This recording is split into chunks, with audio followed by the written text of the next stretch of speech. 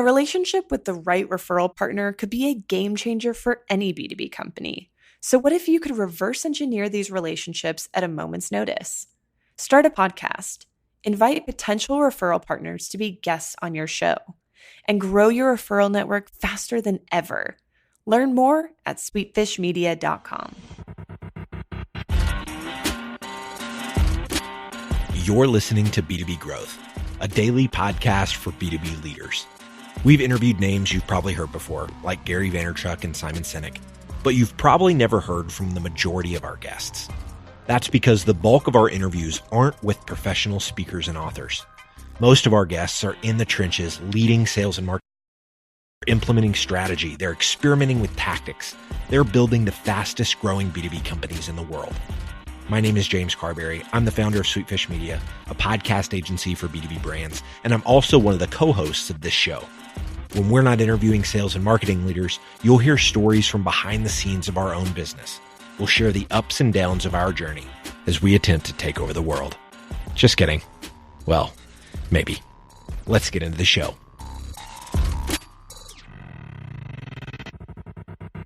Welcome back to the B2B Growth Show. Today we are joined by Ron Dichter. Ron is the founder and CEO at BlueDog. Ron, welcome to the show. Thanks, Jonathan. It's great to be part of the show today. It's a pleasure to get the opportunity to interview you. We are going to be talking about fighting for relevance in a commoditized market. I think this is going to be a cool topic. I think that our audience is going to get a lot of value out of today's interview. But before we jump into all that, Ron, maybe you can tell us a little bit more about what you and the BlueDog team are up to these days. You bet. So, Jonathan, I am what I'd like to say is a payments expert. About 50% of my adult life has been spent in the payment space. And so I feel like I know it pretty well with nearly 22 years of experience. And so BlueDog, we focus on the payment sector and some complementary services to that. And we are just trying to charge forward. And so I hope I can impart some sort of tidbits of interesting pieces that I can share with your audience here. That's fantastic. I mean, I know for a fact that this isn't your first company. We're gonna dive into more about that. But it's exciting to talk to someone that has been through the process. I know that BlueDog has certainly seen a lot of growth recently. One of the reasons that we actually wanted to reach out to you, and again, we're going to be talking about this idea of fighting for relevance, especially in a commoditized market. So I know that you have some thoughts on how certain companies maybe differentiate themselves, whether that's through technology or through integration. But BlueDog has a slightly different approach. So maybe we can talk about that first. Sure, definitely. So as I said, I've been in the payment space for over 20 years. And when I first started, it was a really simple conversation. It was, do you or don't you take payments? And then, as time evolved, then it got down to the rate game where what's your rate compared to mine? And, then as we enter into the, post Y2K era, technology starts to take over. And, for the last 5 or 6 years, really, you've seen companies differentiate the way that they sell because the industry at this point, taking payments is not something unique. There's a ton of companies, and not even your traditional companies. We're not talking about banks at this point. We're talking about technologies, or what they like to call themselves, fintech companies, have really started to take over. And the companies in my world have really had to figure out how to reinvent themselves. And I think your topic of fighting for relevance is a couldn't be more accurate. With a similar thing that we went through. So, as I said, I've been in the payment space for a long time. And my last payment company I sold in 2010, it was very much a traditional feet on the street type of payments. Went out, what's your rate, compared it, and offered savings. And that just simply does not work anymore. And so while, technology has played a crucial role in our ability to continue forward and obviously doing things of evolving through different point of sale systems and different e-commerce platforms and being able to integrate into everything out there, goes without saying that you have to do that. But what we really tried to focus on being uniquely different in a different way. And let me explain this a little more in detail. So when you think of a payments company, all you're thinking of is payments, right? And so what we found is that there's so many different complementary services. When you're dealing with people's money, which, short of, these 4 things: health, religion, family, and money, is the four most important things to most people. And I'm not going to tell you what order each person has because everybody's different.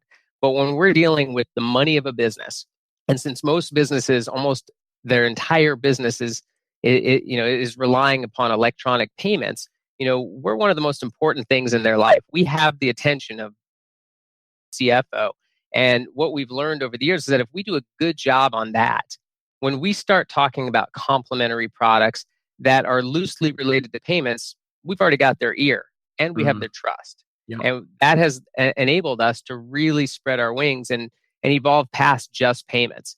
And just to give you some examples of those, obviously the more usual suspects like an invoicing solution or an integration into their accounting software, or even delving into employee management through some integrations with some of our platforms. Those are some of the easier low-hanging fruit. But then we started to expand even further with a couple acquisitions that we did. We started to get into the marketing side of things, maybe even mobile app creation, web development creation, and even promotional products, which have nothing to do with payments. But because we've had that relationship and because we used that confidence and trust that they built in us by dealing with their money, it's enabled us to really spread the reach or wide a caster net, so to speak, of what we can talk to our customers about. And once we have 2 or 3 or 4 or even 5 products that a customer is using, well, they're not going to leave us at that point unless we do something stupid and screw up the relationship. We really have multiple hooks into our customer that it's just too hard for them to leave at that point, and we don't give them any reasons to do it. And so I think the way that BlueDog and our motto, which is the best friend to your business, the way that we've been able to differentiate ourselves is important. But more importantly, finding all these great complementary products that we can piece together to make one really amazing solution for our customers, to take advantage of. And that's really been, the hallmark of what we've been able to do is take good products, piece them together to make one really great solution. Today's growth story is about Lilliard Insurance Agency. The biggest challenge for one of their B2B sales agents was finding contact information for businesses that fit his target profile. He was running out of time to meet his monthly sales goal, so he turned to simple internet searches. Too often, the information he found was old and unreliable. He was spending too much valuable selling time looking for email addresses and phone numbers that turned out to be inaccurate and unusable anyway. The rep, Sam Hoover, heard about Sales Genie from his manager, and that's when everything changed. Sam started using Sales Genie's powerful database access to build targeted lists and get the contact information he needed to work new leads. He was able to profile his best customers to find prospects that looked just like them. He even used Sales Genie to find ways to reach them with direct mail, email, and online marketing campaigns. Sam immediately increased his monthly sales production by 200%. Can Sales Genie help you drive similar sales results? Probably. Head over to salesgenie.com/B2B to get a demo and analysis. All right, let's get back into the show. Yeah. And that is, obviously, like you said, it's kind of based on this idea that you have established this trust, you've established this rapport, you've established this relationship, and you've leveraged that social capital because BlueDog is someone that your clients want to continue to work with, and if you can offer it, perfect. You had mentioned that your motto being the best friend to your business, obviously that sort of informs and drives a lot of what you do. One of the things that is very close to us and our mission statement is that relationships can make business better. So I'd love to talk about this idea that you have where your mission statement, your motto, whatever it is, it should reflect more than just what you do. It should actually sort of elicit an actual emotion. 100%. And I think anybody that, owns a business, anybody that runs a business or that's in the management of a business, the mission statement can't be something that you sit around in a conference room and try to find something that sounds catchy. If you're going to have a mission statement or a motto or something that your company stands behind, there has to be a true meaning behind it. And sometimes that meaning, you don't know at first, or you don't know what you're trying to, capture. And if you'll indulge me for a second, I'll tell you a funny story about how, the name BlueDog came about, which ultimately led to the mission. So it's funny, when I sold my last company, I had told my wife that I'm going to take a little time off and just kind of regroup before I go at it again. And that lasted for about 72 hours. And then I was bored out of my mind because, I'm a terrible golfer, and I couldn't imagine painting or doing something that requires me in that skill set because I just don't have it. And so I was sitting around the house, and my son, who at the time was about 5 years old, had come in and he said, "Hey, Dad, have you seen my BlueDog anywhere?" And it was his little stuffed animal that he had since he was, born. I mean, he's had it his whole life. And, I didn't know where it was. And I said, "I'm sure it's in your room, just go look around. I'm sure you'll find it." About an hour later, he came back, and I could tell life was not looking good. He was visibly upset. His eyes were, welling up. The tears were being held back. And he's like, "Dad, I can't find BlueDog anywhere." And so I stopped what I did, and I started tearing apart the house with my wife, going through the car, and I couldn't find this thing anywhere. And I knew this day was going to happen where I was going to have to explain to my son that life was going to go on without BlueDog, because I knew at some point he was going to lose this thing. And as I was preparing my speech to my 5-year-old son, I looked outside, and in the child swing, I saw something. And so I walked out into the backyard, and sure enough, in the swing was little BlueDog. And he must have been pushing him in the swing earlier that day. And I had brought BlueDog inside to reconnect him with my son. And at that moment, just the facial expression, the pure joy that I could see in his eyes, I said, "That's what I want to do." And at that moment, I 100% forward and created the name BlueDog. And that experience, that feeling that my son had reconnecting with this BlueDog, I said, "I want to be the BlueDog for my customer. I want to be the BlueDog for my employees. I want to be the BlueDog for anyone that interacts with our company." And that's where the name came from. That's where the motto, "Best friend to your business." And that's even where the URL, yourbluedog.com, comes from, because it's not ours. It's we want to be your BlueDog. And so I would tell anyone that has a business out there, you have to be able to try to, capture that emotion, that feeling, that message. Because listen, business is hard.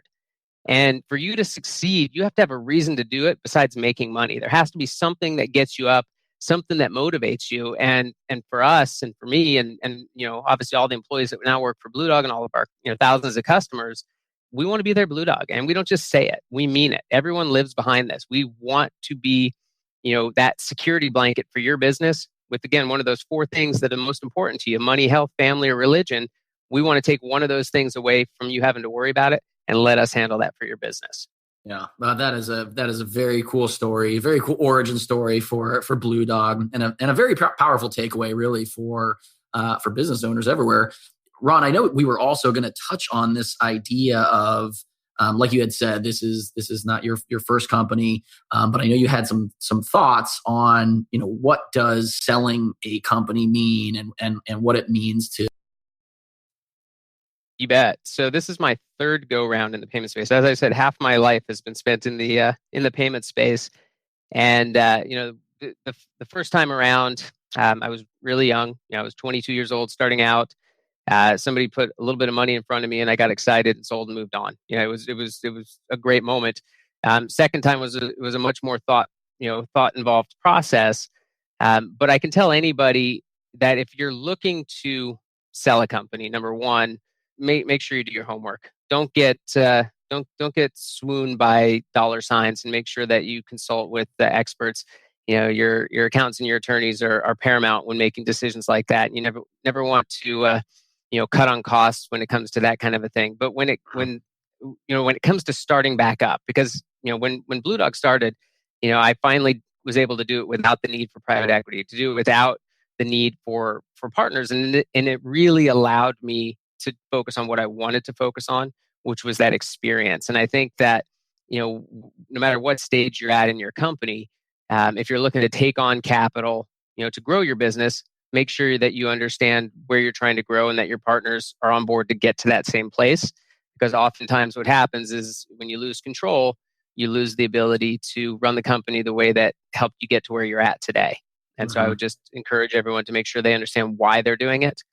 And then if you're your company and you're starting back up, do it because you want to. Do it because you have something amazing to offer. Do it because you just couldn't imagine yourself, doing anything else. And if you have that, then your company will succeed on that will alone, as long as you obviously have a viable product or service. Yeah. Find your own BlueDog moment, which is again just a fantastic story and a very powerful takeaway. So, Ron, this has been some tremendous content. I love your story. I love the lessons that we've been able to sort of share with our listeners.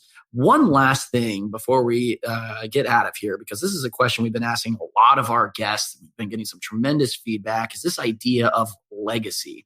It's again, this is your third company in the payment space. You are again the founder and CEO. You have a vision. You've sort of crafted a company that you yourself are trying to elicit an emotion from your clients. You have, obviously the drive to do what you do is wrapped up in these personal stories that you've shared with us. So, Ron, for you, what kind of legacy are you maybe hoping to leave behind at the end of the day, whether that is personal, professional, or even a combination of the two? So it's a morbidly thought question there. So when I die, what do I want to leave? Look, there are three things that were coming to my mind as you were asking me that. First and foremost, I've got two amazing kids that every day I try to instill work ethic and drive and understanding the why behind things. And I think it's tough being a parent today. There's so many distractions that didn't exist when I was a kid, and that I feel like as parents, it's a really tough job. And I think that when I'm not here, I would hope that the wisdom that I've tried to impart upon my kids gets passed on to their kids, and subsequently down the line. I mean, if you were to go to the BlueDog website, there's a quote from a lot of our management team on there, and my quote is actually a quote from my father, who's still alive and very much a part of my life. And it's take the high road. And things like that I think are really important pieces that you can pass on to your family. The second thing that came to my mind is what do I want from from my professional well-being? And I would like to say that anybody who did business with me, either from a employer-employee relationship, from a partner relationship, from a customer relationship, that they look back and there's 2 or 3 words that would come to their mind. Ron had integrity, Ron had ethics, and Ron had moral character. And if those things are sticking strong in their brain, then I feel like I've done a great job in leaving behind something. And then lastly, I think you build companies to last. The last 2 companies that I sold are still in existence today. They very much, without me there and without me a part of it, and without me even being an owner or equity partner in it. I mean, these companies continue on. And I think when you build a company, you need to build. I can't remember exactly who wrote. I think Jim Collins, if I'm not mistakenly, wrote a book called Good to Great. And I think that's a great example of you got to build something that's here for a long time. Build something, as if the end game is you not being there. And I would love nothing more than to every company I've started to exist long after I'm not a part of it. Well, that's a tremendous, that would be a tremendous legacy to leave behind. Again, Ron, hopefully far, far, far in the future. It is a bit of a morbid question, but again, we have been talking with Ron Dichter. He is the founder and CEO at BlueDog. Ron, if any of our listeners are interested in connecting with you after today's episode, they want to find out more about today's topic, they want to find out more about BlueDog, what's the best way for them to do that? 2 ways. You can either connect with me through our website at yourbluedog.com. And if you want to send me a direct email, you're welcome to do it as well. If I don't respond right away, I promise you it's not because I'm ignoring you. It just, there might be a few others ahead of you to get to. But my email for that would just be Ron, RON, at yourbluedog.com. That's fantastic. Well, Ron, thank you again so much for your time today. It was an absolute pleasure getting to interview you. I appreciate the time, Jonathan. It was great. You as well, and appreciate the time on the show. Digital marketing agencies have a tough job. You have to stay on top of the latest marketing strategies for your clients and your agency. What if there was a way you could address both at the same time? Imagine your agency putting out content with greater quality and quantity. Envision bringing your clients a turnkey solution for one of B2B marketing's fastest growing media strategies, podcasting. All those clients asking for your help with their account-based marketing efforts? Picture being the first to bring them the idea of content-based networking, showing them the proven strategy for breaking into their most coveted accounts. Here's the concept. Sweetfish Media is looking to work with a limited number of innovative agencies interested in a new partnership model. We produce a podcast for your agency at no cost. You introduce the power of podcasting and Sweetfish services to your clients. Everybody wins. Learn more at sweetfishpartners.com.